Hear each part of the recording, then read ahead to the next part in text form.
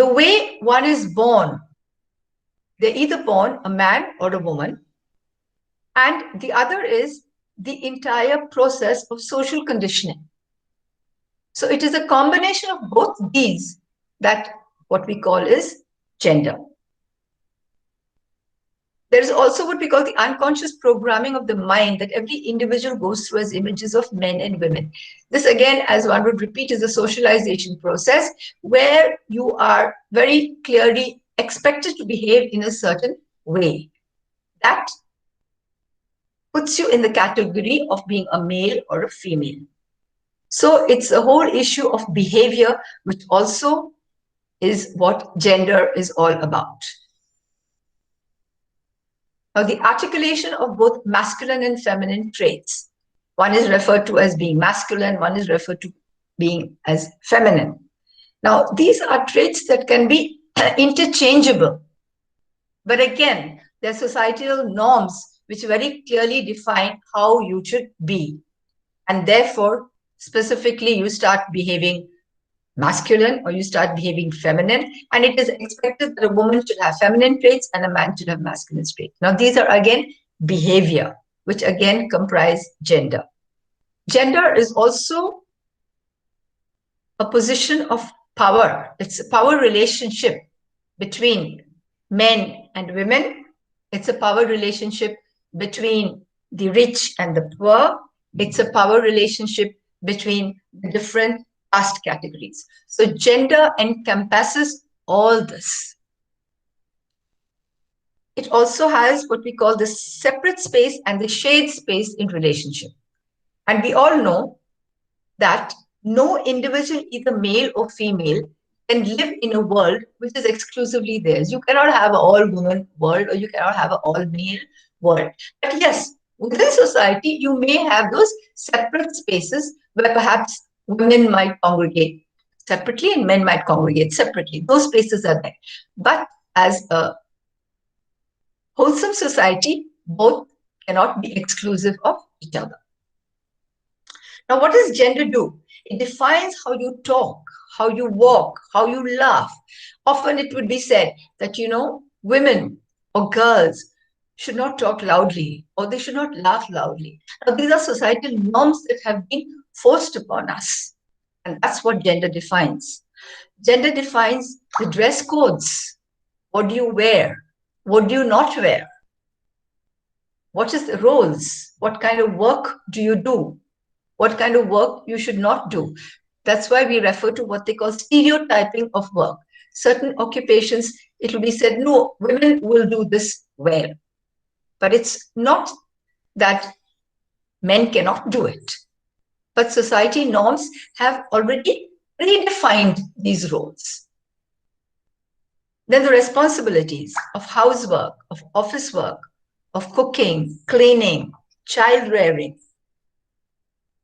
Where does one go? Mobility. Where should you not go?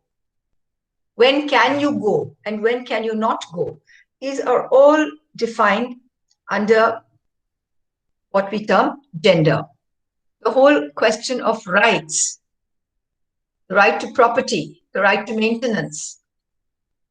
This is, again, it's part of gender. We have recently had an amendment to the the Ancestral Property Inheritance Act, which says that married women are entitled to their share of property in the ancestral home.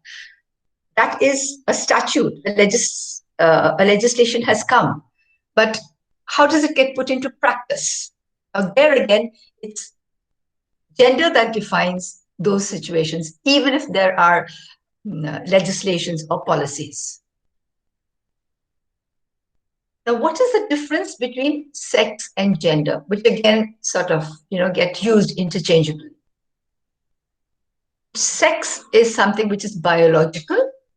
Gender is a social construct. I've been continuously saying it is a societal norm. Sex is constant. Gender is variable.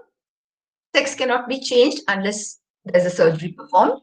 Whereas gender attributes, your behavior can change.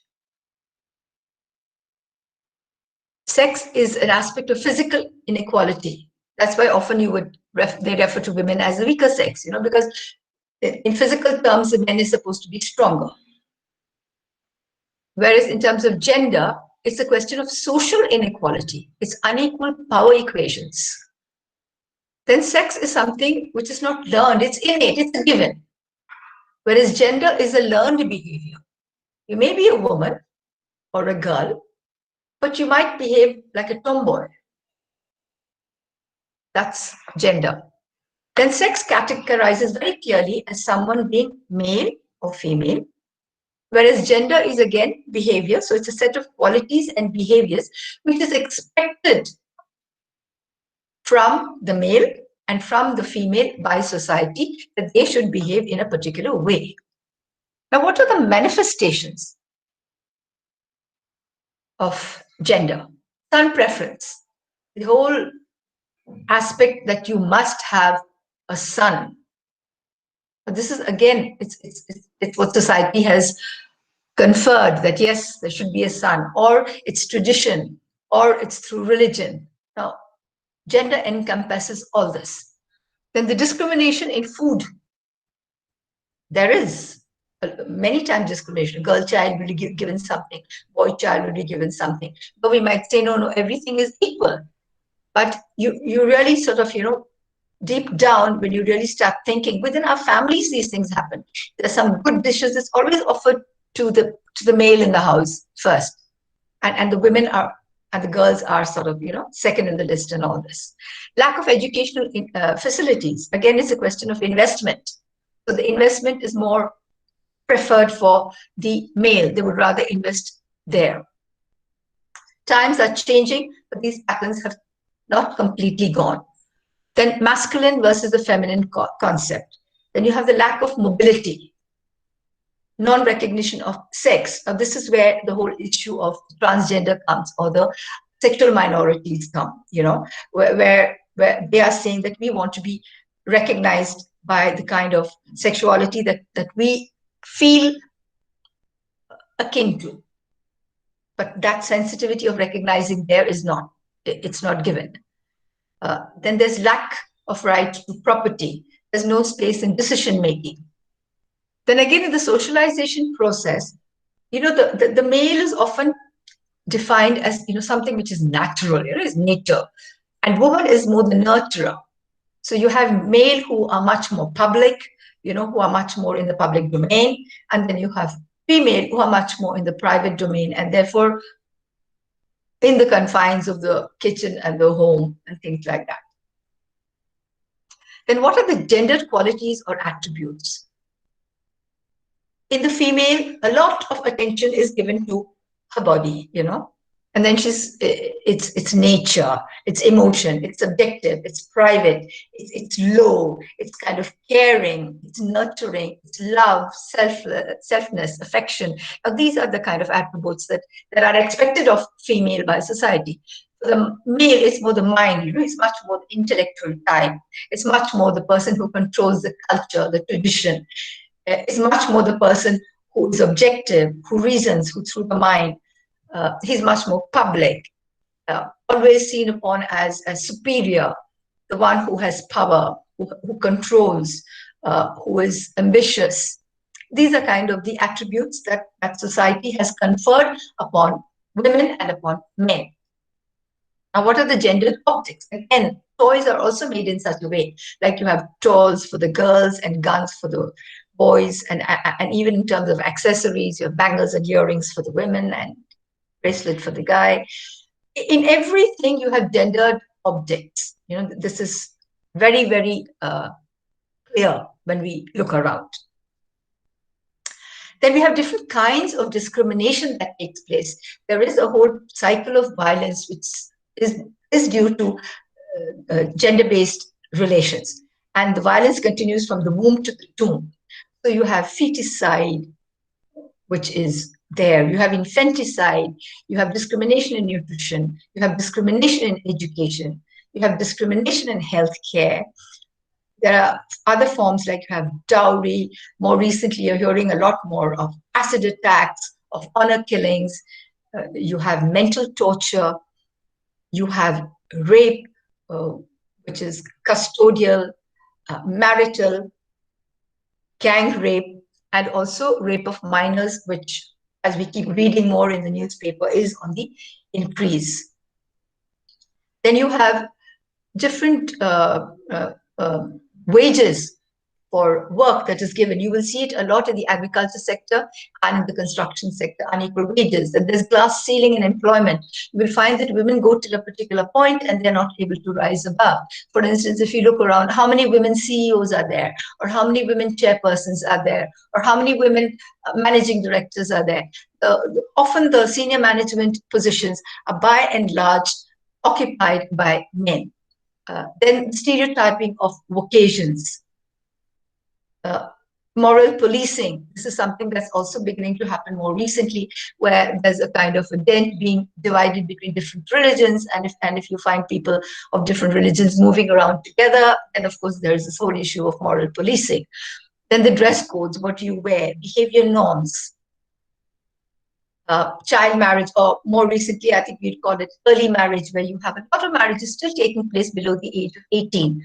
Then you have menarche practices, which is specifically prevalent to South India and Assam. It is when the girl matures, the public announcement, violence, like display of she having matured, and an announcement that she's ready for marriage, which often the girl child may not be aware of all these things, but she's put into this kind of a situation. Then you have the Devdasi practice, which is very specific to Karnataka and Maharashtra. Then the whole issue of single women, widows, deserted, unmarried, the social stigma that they face is another issue of gender-based violence. Now, the whole issue of ideology and the guiding values of gender. In terms of ideology, it is what is expected of us. In terms of guiding values, the change has to begin from within. Now, any change in gender has to start from us. We cannot try and change something outside unless we feel strongly about it within ourselves. And I would say that we have to begin from our family. There is a lot of gender differences that start from the family. So if we don't begin there, we will not be able to take it forward. Then we have to think of ideologies. What is allowed of us? What can we do? And the values would be that we have to give equal value to both men and women. The ideology will be what is valuable to us. And we must understand that transformation in gender, it is a journey. It just doesn't happen overnight. Now, why do we see that gender training is important, gender sensitization is important? Because we have to really become aware. We have to have the knowledge and the skills and the behavior. And gender touches on both personal and professional lifestyle. We have to really have the strength to change prejudices which we have been brought up with. Because until and unless we question these things, we will not be able to work towards total development, and we will not be able to improve the quality of life. Then we also have to have the proper development of potential of both men and women. And India has signed on to the Sustainable Development Goals. So unless we do these things, we will not be able to really achieve those goals. Now, you all are all young people. You all are students. And very soon you all are going to be out into your professional lives. You will also start having your families. So it is very, very important that if you really want to build a gender-just society, then you have to begin with yourself. You have to begin with your family. And let me tell you, dear friends, young sisters and brothers out there, that it's not going to be easy. You will face challenges within your family because it is a socialization process that our parents have gone through, and therefore they continue it. They have got it from their parents, that's our grandparents and great-great-grandparents. So it is kind of being passed down. And if we try and change, then it is like you're trying to unsettle the family cart. But it is a challenge that we have to take. That does not mean that we have to come into conflict or we have to really become abrasive. I think now people are understanding. Society is much more open. We have the television, which gives a lot of information. We have the internet, which has broken all borders. So there is a lot of exposure to all kinds of information. And I think what is important is also to sift the information over there, because there you get a lot of information where you will be able to also see the different struggles that have taken place across the globe to achieve gender equality. Within our own country, we've had struggles. It's not come easy. And today, if we are enjoying, say, the 8 hours of work life, yes, today we are all working online, but we know that it's an 8-hour work. Now, that has all happened because of various struggles, and we are enjoying the fruits of those who struggled for it. Like we are enjoying the freedom for which our freedom fighters gave their lives. Similarly, for gender justice, lots of people have paid with their lives. They've struggled a lot. And we need to move towards creating gender equality in our lives and around us. So we begin with ourselves. Are we willing to question our own attitudes? For instance, the attitudes that when you're looking at a widow, she's considered inauspicious. Are we willing to question that? Within our own families, amongst our own friends, we have to be open to changes and welcome changes that are taking us towards equality. We have to be sensitive to all kinds of issues.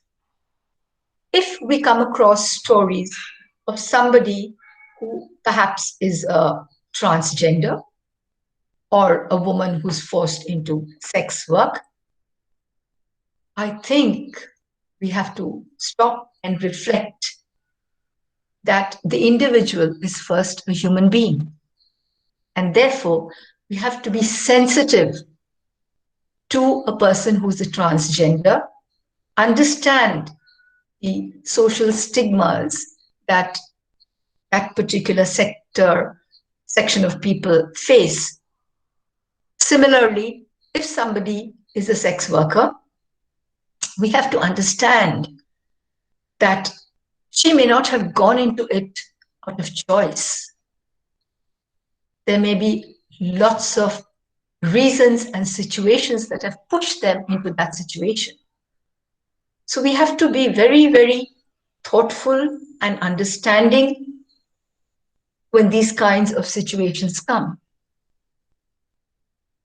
We have what we call the Sexual Harassment at Workplace Act. Perhaps my friend yesterday may have spoken about it. I'm sure you all know, and that applies to everybody. We are studying together. We have male students, we have male teachers, male and female colleagues. We have to understand that we have to have respect for each other. I think that is very important. The minute you have respect and the thought of dignity, then we will not be indulging in any kind of gender-based discrimination. So when we are together, these are some of the aspects that we have to understand. Why is there so much, as soon as somebody gets married, the next thing, the first child may be a girl child, and immediately they will say, oh, you don't have a son.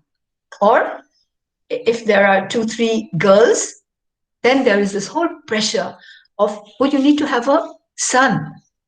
Of course, an ideal situation is that you would like to have a girl and a child and a boy. But that is a choice that is left to the individuals. But often there is so much of pressure. There is pressure within the family and pressure from the society. But if we become gender sensitive, then we could perhaps, if such a situation is happening within a circle that we are aware of, or maybe within our own families, maybe we should be in a position to support and say that this should be the decision that is left to them. Why should we force this? I think the idea should be much more of having a healthy child, irrespective of whether the child is a girl child or a boy child. And the focus perhaps should be that we give equal education and opportunities to both children. I think this is very important. And you all as youngsters, it is very important for you all to begin imbibing these kind of traits within yourselves, because you all are the future of this country. There's so much of increased domestic violence that is happening these days. And because of the situation that we are in, the COVID scenario, a lot of people are unable to go out because everybody's working from home. There are thousands who have lost their jobs. So there's a lot of frustration. There's a lot of economic recession, which is creating a society which is becoming very intolerant. We have to be sensitive to this. Why is it happening? We have to understand the repercussions of all these things. When any domestic violence is happening within our families, within our homes, we should be able to try and diffuse these kind of situations, to try and see that we do not have this kind of a situation, because when there is domestic violence, it means it's the violation of the dignity and the personhood of the woman who is facing it, or the girl child who is facing it, or the boy child, it could be the man. Because domestic violence, I am not saying is limited only to women. But if you look at the statistics and the studies, we know where it is weighing much more. And therefore, one tends to give more emphasis on the girl child and on the women. But that does not mean that the men don't face issues or the boys don't face issues. You know, when society demands and the norms have worked out that the man has to be the breadwinner, it is a kind of pressure that is on him that he has to live up to. And if he's unable to live up to it, it can create havoc. Why have we had so many farmer suicides? It's because, A, they've not been in a position to repay the debt they have got into. And another major factor is that they are not in a position to take care of their families. It weighs on their heads so heavily that they have resorted to committing suicide. So men are also faced with all these kinds of situations. So I would just urge all you young people, please reflect within yourselves as to how you will think about these issues that keep confronting you all in your homes, in your spaces outside when you move around, in your colleges. And you need to really take action when such things happen. We should not be mute spectators to such issues. If anything is happening around you, please try and reach out. Silence is very, very dangerous. And if you are silent, then you will face a lot more oppression. So therefore, I think as young people, you have to be conscious of the responsibilities that you have as the citizens of this country and the responsibility of really bringing about a gender equal society, because you can do it. You are the generation for the future. We have been doing it for the last 4 decades, and we still have not achieved equality. Yes, there have been a lot of progressive steps forward, but equality in the real sense has still not come.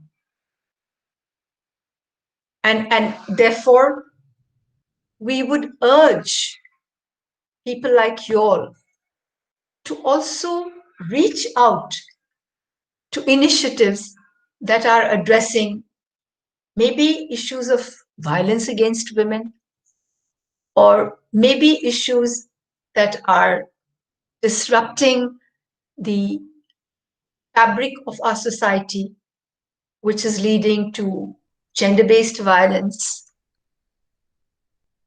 We have to also understand when we talk about caste-based violence, that is also an issue of gender, because it is talking about power.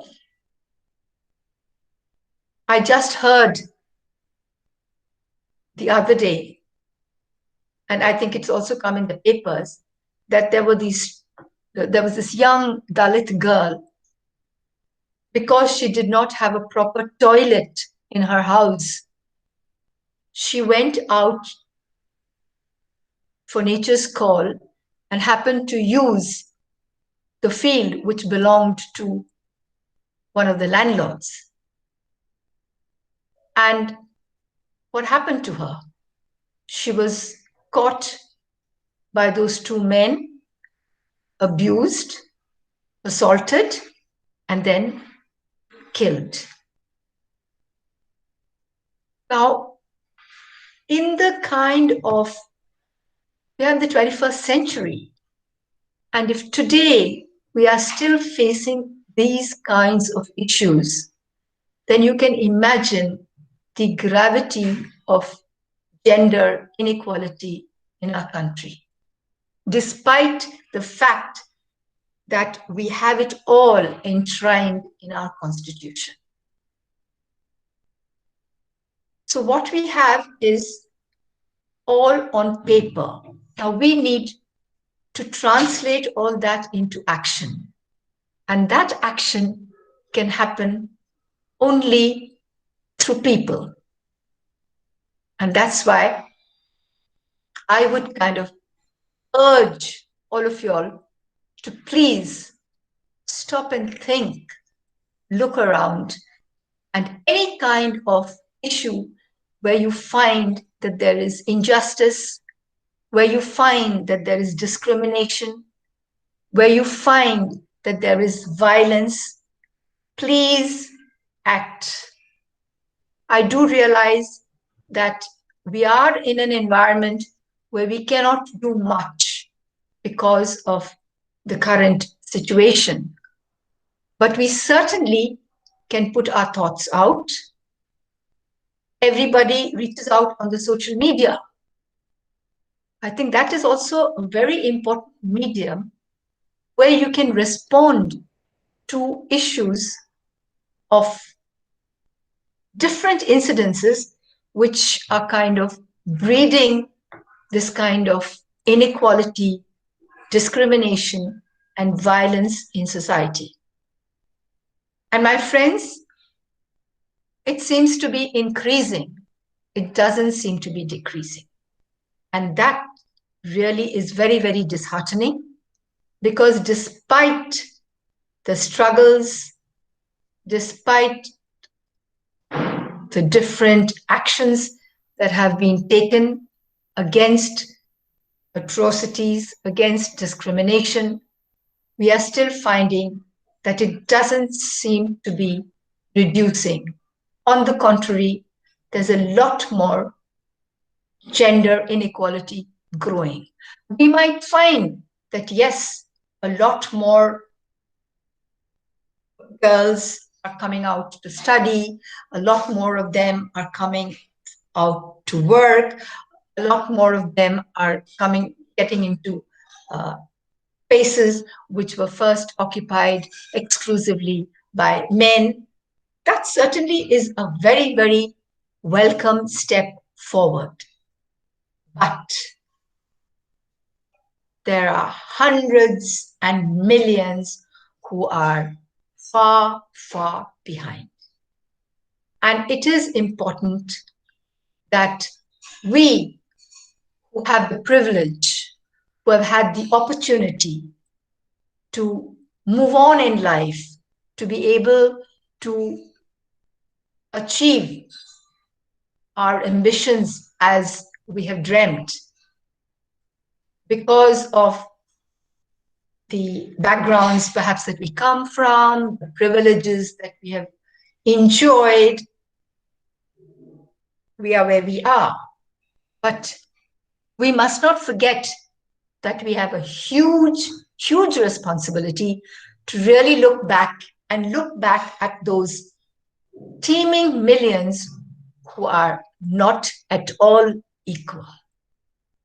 And I think that is a very, very big responsibility on our shoulders. And we must see that we take them along, bring them, reach out to them in whatever way that is possible, and help them to also move on, because only then will this nation grow, will this nation develop, and only then can we call ourselves as gender equal human beings.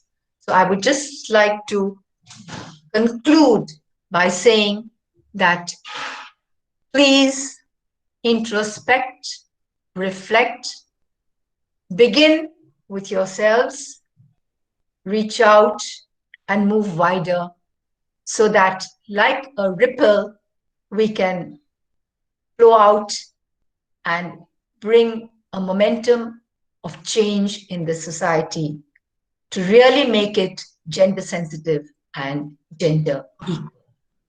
So thank you, each one of you all, for giving me a very patient listening, and I welcome any kind of question.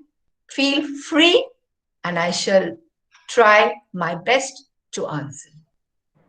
Thank you. Thank you, ma'am.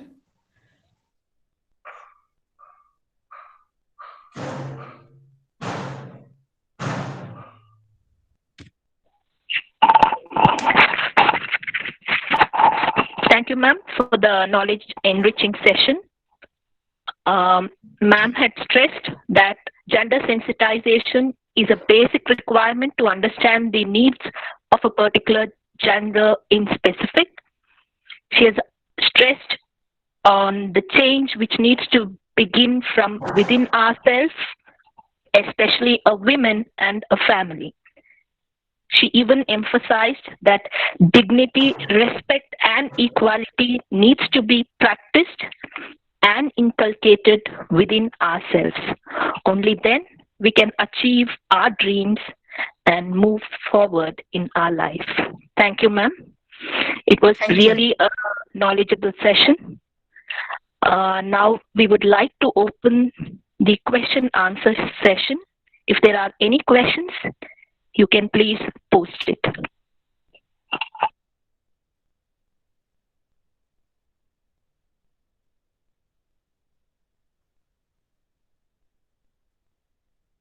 I repeat, we are open for the question answer session.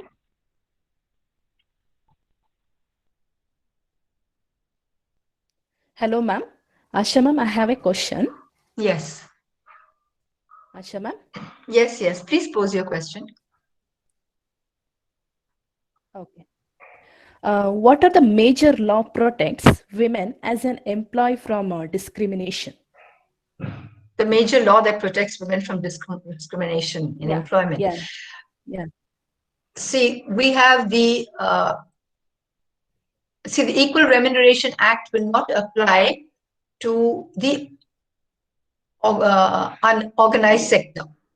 Okay, if the woman is in unemployment, employed in unorganized sector, there is this law which they can take recourse to, where you're supposed to get equal pay in the sense you should not have any disparity in wages. And this is more applicable to the private sector, where often you may find that there is disparity in wages, but may not apply in the organized sector or in the government sector. Now, the other protection is, of course, perhaps, I don't know whether Pooja Iyer took it yesterday, is this law which is on sexual harassment at the workplace. Again, this law also, while it talks about sexual harassment, does not limit itself only to sexual harassment. It also covers other aspects of harassment which might inhibit or intimidate a woman from the complete potential of her performance. Okay. Thank you, ma'am.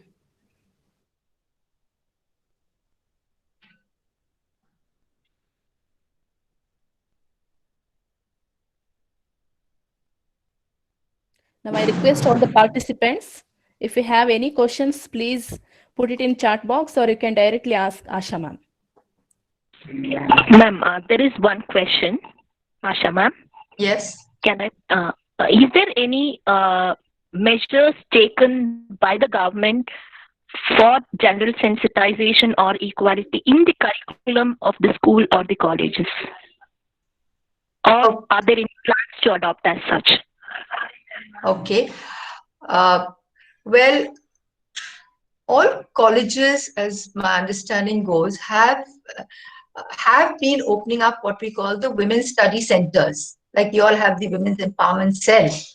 Like that, colleges also have the women's study center. May not be all colleges, but colleges that have evinced interest do have those women's study centers, like you have it in Bangalore University. And this is supported by the UGC. That is one. Second is in terms of gender sensitization programs. I myself used to be involved with gender sensitization programs with the police. Particularly, this program was started in Delhi many years ago, but I'm also aware that the gender sensitization program was happening in Karnataka Police on a regular basis at a particular point of time. So it was happening. Then we now have what we also called gender budgeting, which is very much part of the government program and has in a way got institutionalized. So in that process also a lot of gender sensitization has been taking place within the government. Colleges, normally all colleges have started celebrating what we call the International Women's Day. So in and around that time also that becomes a occasion for gender sensitization. In the curriculum, well, this has been a very long demand. We would like it to come into the curriculum in a big way, but I don't think it has fully come into the curriculum as yet. So does that answer my question, your question? Yes, ma'am. Yes, ma'am. Thank you, ma'am. Ma'am, can you suggest few programs which can be adopted if there are any students who are interested in this? See, to really start any program on gender, it would be very useful to, if you could even help in starting maybe small short studies on issues related to women in and around maybe the city, or if you have access to peri-urban areas, or close by villages. That would be a good start for students to really understand what is the situation of women, because the kinds of issues that affect urban women is not the same as the issues that affect rural women.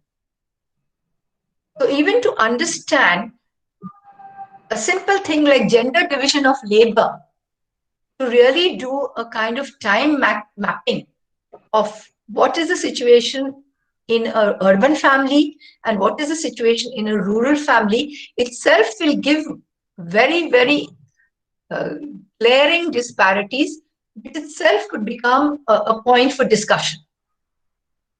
Normally, when we have these gender trainings, we always do this kind of an exercise, and it really brings out a lot of information.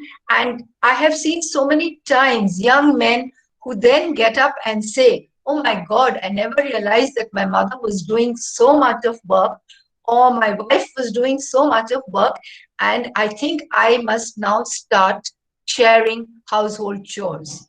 This kind of realization becomes a first step, because I think it is very important for that realization to start stemming. And then once that begins to happen, automatically their behavior will change. And in their change of behavior, it will then lead to dignity and respect for the women. Thank you, ma'am. Good morning, Rupa. If all the chat box questions are over, I would like to step in the end. Yes, sir. You can start with your question, sir. So, if all other questions are over, I would then step in. That's right. You can start, sir. Yes, sir. We are done, sir. Okay. Good morning, madam. It was an enlightening session for the students in particular. Sir, I am Harish, an advocate by profession and a member of the Bangalore Political Action Committee headed by Kiran Majumdar Shah. We have been doing a lot of work in women's safety movement and been instrumental in bringing out this Suraksha app by the Bangalore City Police. Yes. I'm aware of that. Yes. Okay. We were instrumental in bringing out this app and this release was done in the Bangalore City Police. And we have been interacting with the BMTC by training drivers and conductors on gender sensitization. And how they should handle in mobility of any crime happening in mobility of the transport system in Bangalore City. Okay. And we have been doing workshops sector-wise on POSH, yes, and things like that on a large scale. We've been successful in arranging Nirbhaya Fund to come to the city of Bangalore for compensation under the compensation scheme and things like that. But as far as gender sensitization is concerned, and I'm a guest faculty in the SSMRV college teaching Constitution and Human Rights. Okay. I thought I should step in today also to just listen to you, yes, and interact with you. I have been using the same words which you have shown in your slide, where I say discrimination is there from womb to tomb. So in my lectures, I keep saying this. I tell them about the graveyard available in Yelahanka, where it, yes, says graveyard only for Dalits. Okay. I can show you that it's available in Bangalore City in Yelahanka even today. When it comes to gender sensitization, it should be a top-down approach. So it's also according to me. And if you see in Supreme Court, we have only 2 women judges. Yes. The world average age in Parliament, women representation in Parliament is 24%.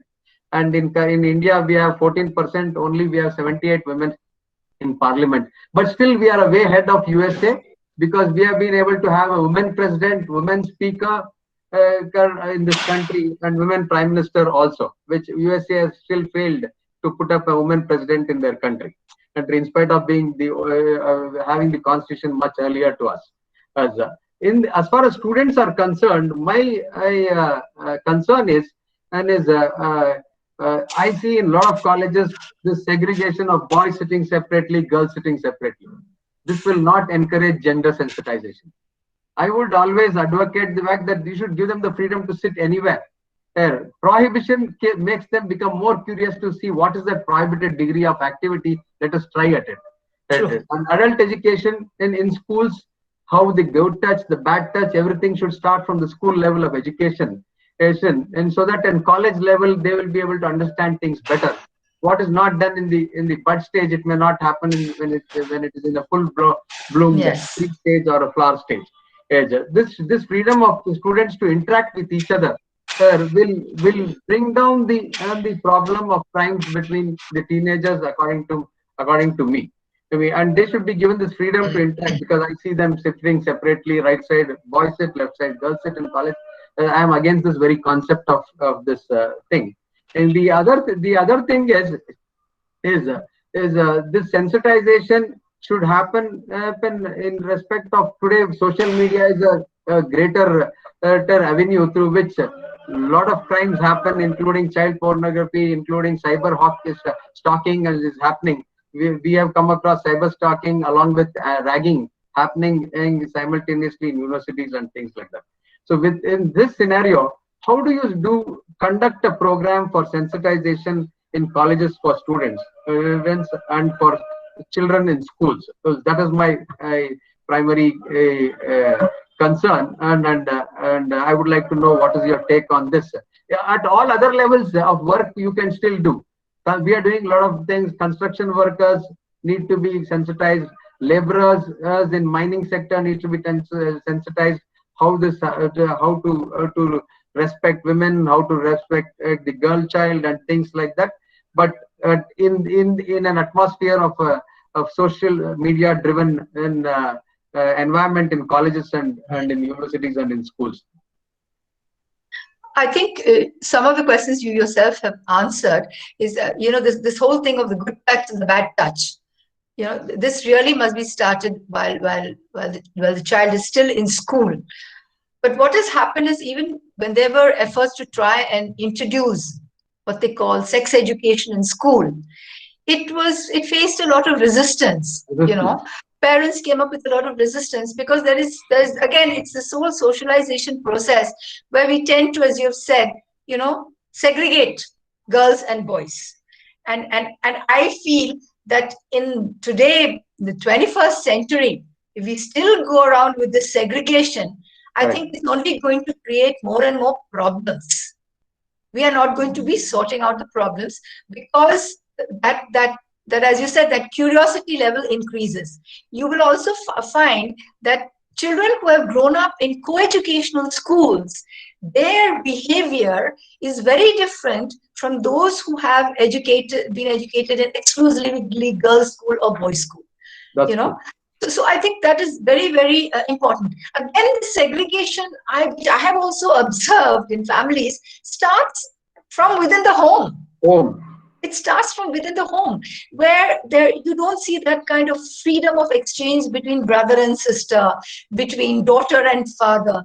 There is a kind of a gap. The mother becomes the mediator, So until and unless we break these kinds of barriers, we will not be able to move towards a gender equal society. And mothers also are very diffident about talking about certain issues with their son. There are lots of do's and don'ts which are exercised for the girl child. But for the boy child, a lot of freedom is given without him being told that you also have do's and don'ts. You also cannot be crossing certain limits. But that freedom is given because it's the impression given that boys can get away with everything. Women are the repository of the honor of the family. The entire honor is vested in the woman.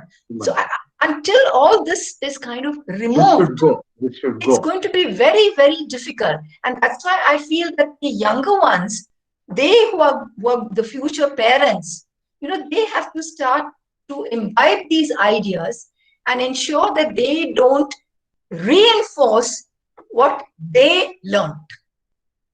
That's true. That's true. And So this concept of celebrating International Women's Day and showing more things only on that day, yes, is not sufficient. It should be it every day could Women's be Day. It every should be day. every day. There should Yes, be a promotion of this gender parity and things like that. But absolutely, otherwise, this will, because I always believe in don't ban anything, regulate it. Because ban is absolutely. not an answer. Don't prohibit a Yeah, girl from doing something, going out, coming late. You true. regulate it. You tell them to see that they are cautious about it. They should know how Exactly. they The should. consequences. Yeah, Yes, they they need to should know know the the consequences. consequences. They should know their privacy levels and things like that. Absolutely. See, That then is only I am right. against these exclusive colleges which are only for women. Only for I men. very much astonished when we have in Karnataka a rare college in the law sector where exclusive women's law college is there. Bishop Cotton's Women's Law College is Yes, the yes, exclusive law college for women. I had never yeah, come across a law college having exclusively for women, for which women. I'm basically against it, though I go there for some competitions and things Right, like right. that. Is I'm Yes. against that very concept because you will see that people respect more when they come up in a co-ed school and co-ed Co-ed. Yeah. education. Though I myself came out from a exclusive boys school, Berlin boys, but Yeah.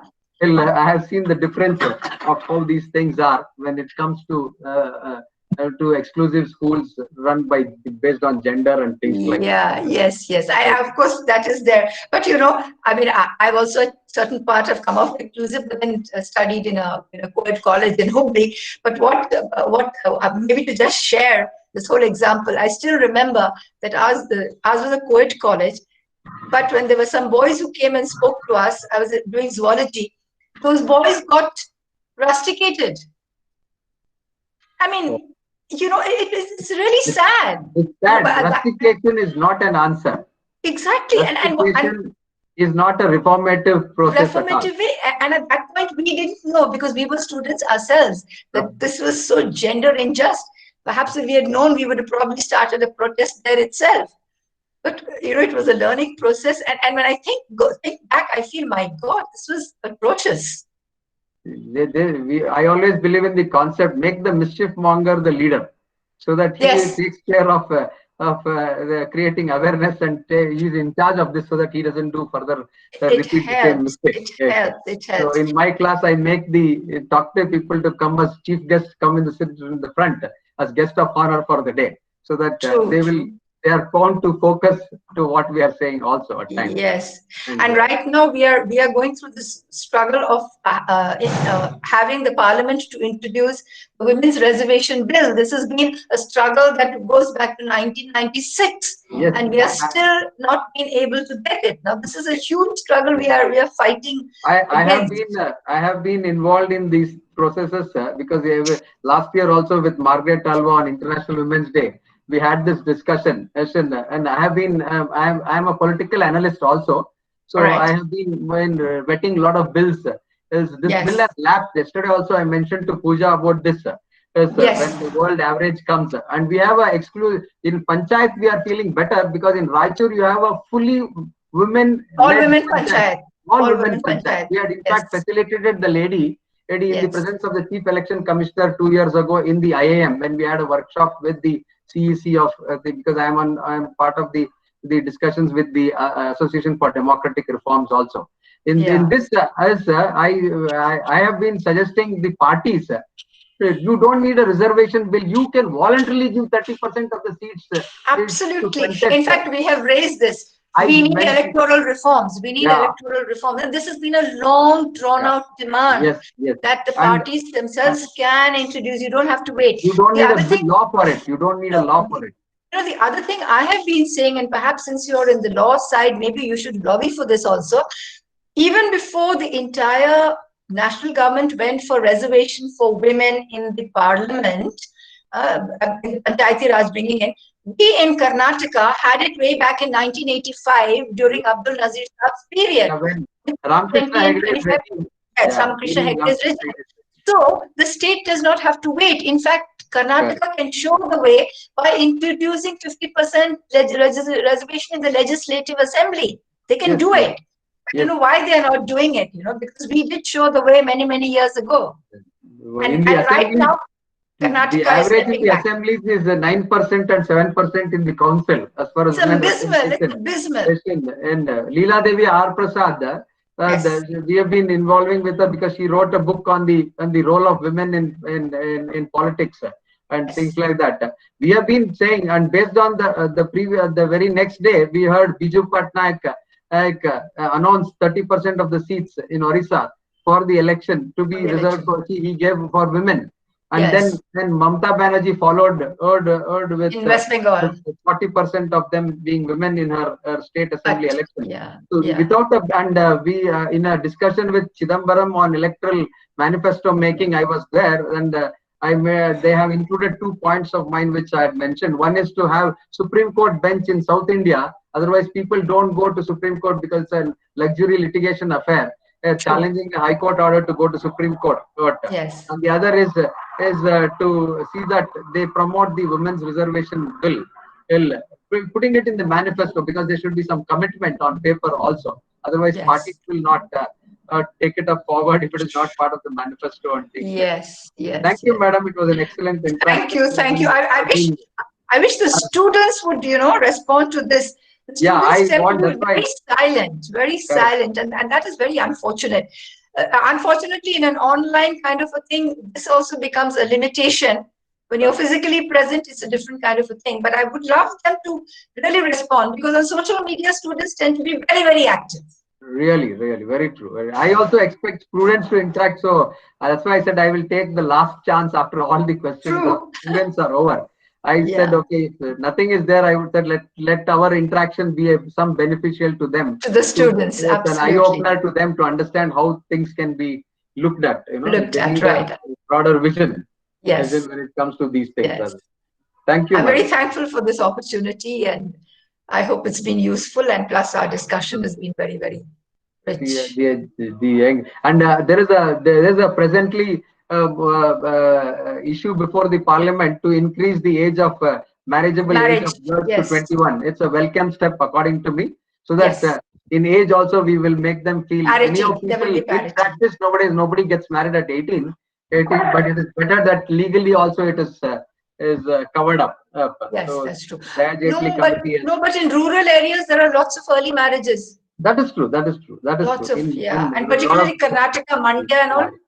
Correct. Lot of child marriages are happening, but the law is there. But even in Rajasthan, also a lot of child marriages happen earlier. Plenty. But yes, it's a welcome move by the. That's true. Parliament, definitely. Thank you, madam. Thank you for it. Thank you. Thank you, ma'am. We are fortunate to have you as a guest speaker for the day. Now, may I request Gokul sir to proceed with the address? Thank you, Shakila ma'am. Thank you, Shakila ma'am. Can you hear me? Yeah, we can hear you, Gokul. Thank you. Yeah, thank you, sir. So I think that was a very both. I think there was truly empowered in terms of both. Initially when as a person of the opposite gender, I had my own inhibitions as to what is going to be the topic. But I think it was so. I'm sure Harish sir would agree with me that both the days, I think it was so much of points were discussed and deliberated that it was indeed worth giving our time and our this one for it. Thank you, Asha ma'am. I think. This morning has been quite enriching. So thank you so much for that. Gokul, I think college should, Gokul, at least now onwards after this webinar, college should stop segregating students to sit separately. Yes, sir. That is definitely one point we should take it up to the management and do it. We can surely do that. Uh, I'm just here to take just a minute. As you know, we have been we have been conducting a lot of events, and we have been quite active on our social media as well. So as said, even today's discussion also will be uploaded to YouTube in some time. So please ensure that all of you subscribe to our social media links. It's seen on my screen, and the same thing has been sent to Rupa ma'am. She'll be in turn sending it to you to your WhatsApp group and to your email ID along with the feedback form, so that any events that happens, in case you miss an event also, you can always catch up with that through our social media channels.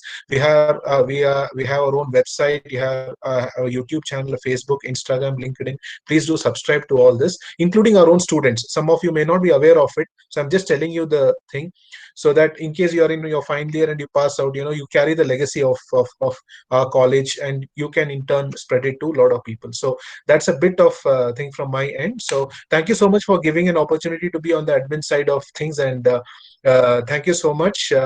And over to you, Shakila ma'am. Silence Yeah. of students should come to an end. Silence promotes Yes. violence. Yes, true. Silence Yes, promotes violence. exactly, Yes, sir. exactly, exactly. Yes. Test on Thank you, that. Asha ma'am. Thank Thank you for you. the wonderful session. Gender Now, sensitization is a new broad concept, but many of us don't know much the exact meaning of gender sensitization. But today you have clearly explained the gender sensitization, and you have given certain guidelines or guiding values of gender equality. It's really a knowledge gaining session. Thank you so much. Rupa, one suggestion is go to the National Women's Commission website. You have a module for gender sensitization of 39 pages available on that. You can ask students to download it and to go through it also. Sure, sir. We'll do that. yeah, thank you, ma'am. Thank you, Thank sir. you. Welcome. Now I would request Miss Selvadarshini, President, Aparajita Women Empowerment Cell, SSMRV College, final year BCom student, to deliver the vote of thanks. Over to you, Selvadarshini. Thank you, ma'am. Good afternoon, everybody. I, Selvadarshini, on behalf of Aparajita Women Empowerment Cell, SSMRV Degree College, would like to extend a heartfelt thanks to today's speaker, Ms. Asha Ramesh, ma'am, for gracing and enlightening us with your findings and opinions. Thank you, ma'am. I extend my thanks to Principal Sir, Dr. S. Anil Kumar, SSMRV Degree College, for the complete support, and the convener of the club, Rupa ma'am, and all the teachers for making today's program a success. I thank Gokul sir for the complete technical support. Thank you, sir. Thank you, ma'am. Thank you so much. Finally, I thank all the participants who are a part of the program today. Thank you all. The e-certificates for today's and yesterday's program will take 10 days for the issue. Thank you.